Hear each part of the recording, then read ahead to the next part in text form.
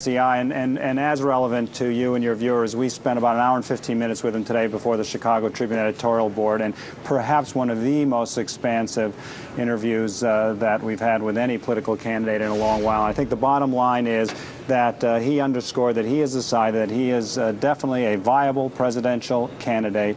He does think he has a distinct program that he can run on, and I think the only question to be answered, that'll be answered at the end of the month in Hawaii on vacation with his wife, is whether he wants to put his kids through that. He also made clear that he's not cowed by the fundraising potential of anybody, notably Hillary Clinton. He thinks he could raise $40–50 million pretty easily. He's also clearly sized up the field. I mean, he was very interesting on a whole bunch of folks, including John McCain, who he knows in a one-on-one contest would characterize him as some snot-nosed rookie who was not battle-tested.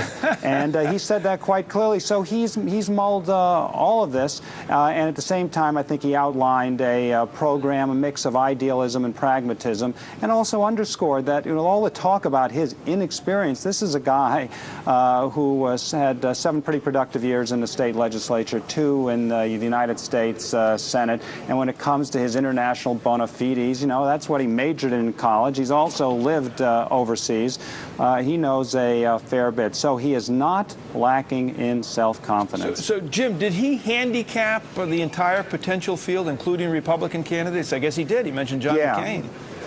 Yeah, on the Republican side, he just basically sees it right now as McCain versus Romney. He is very intrigued by Mitt Romney. I think he's a little bit naive about that, but he was pretty direct about it. What did he say? What do you mean he was naive? Why? Well, personally, I just think that that religion would play a pose a very tough challenge to a Romney candidacy that may be grossly unfair.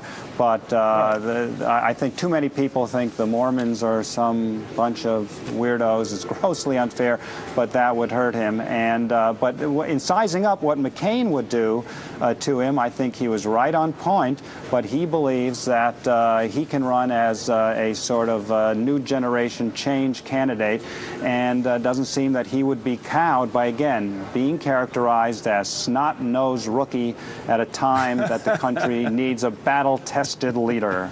Tony Blank.